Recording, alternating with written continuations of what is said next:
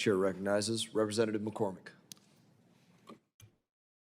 Thank you, Mr. Chair, and thank you for being here today with us. I was kind of chuckling to myself to watch people kind of walk in here, ask you a bunch of questions, not allow you to answer, and then leave.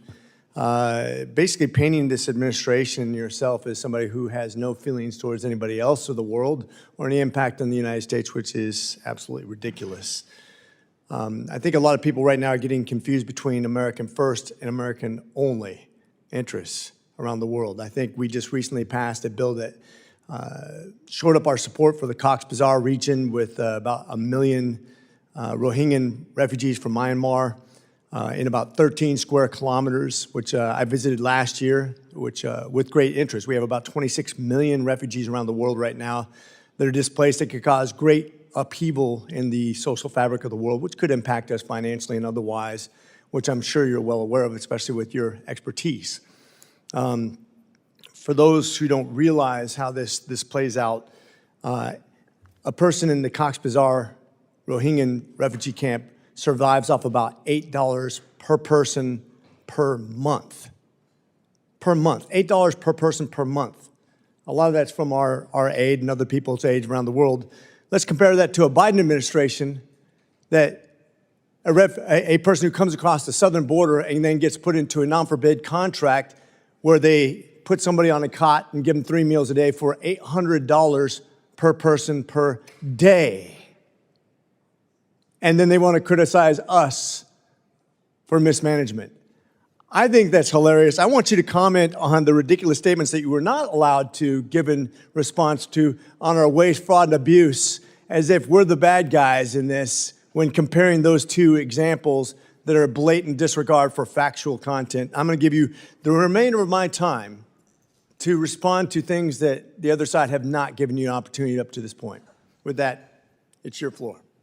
Congressman, thank you so much for your question, and thank you for your interest in the Rohingya in the region. I will start by saying that part of what we've done with our foreign assistance so far is to provide $77 million to Rohingya refugees in Bangladesh. And we care very deeply about that issue, and we'll continue to work with our Bureau of South and Central Asia to address those issues, and also with other partners in the region to look for ways to bring care and comfort to the refugees there.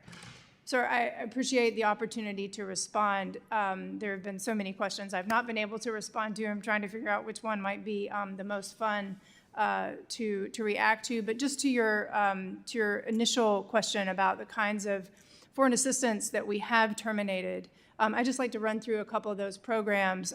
Maybe a couple of them have been mentioned already today.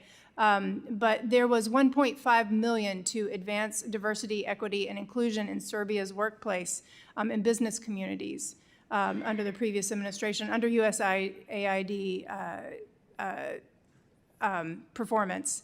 There was $70,000 for production of a DEI musical in Ireland, $2.5 million for electric vehicles in Vietnam, $47,000 for transgender opera in Colombia, $32,000 for a transgender comic book in Peru, $2 million for sex changes and LGBT activism in Guatemala, $6 million to fund tourism in Egypt. You know, I was asked to provide a list of these kinds of programs that we've ended and made sure will not resurface under our leadership and under the reorganization. We will provide a full list of that. But I'd just like to say that it is the President's greatest privilege and his highest priority to make sure that the American people are best and well served, not just here domestically, but abroad, and that taxpayer dollars are being spent well and in a way that the American people can be proud of. This reorganization, as I mentioned in my opening statement, was not aimed just to respond to Representative Sherman's question, was not aimed at eliminating the expertise out of the State Department. The State Department is full of, remains full of very capable experts, people that I'm very proud to continue to serve with. The reorganization was aimed at reducing redundancies, and to make sure that we've streamlined the policy process so that we can execute effectively and efficiently on the president's priorities, both at home and abroad. Thank you, Congressman, for your question. And thank you. I just want to point out once again, just reinforce all that money, DEI, musicals, operas, comic books, and transitions abroad. I rest my case with that. I yield.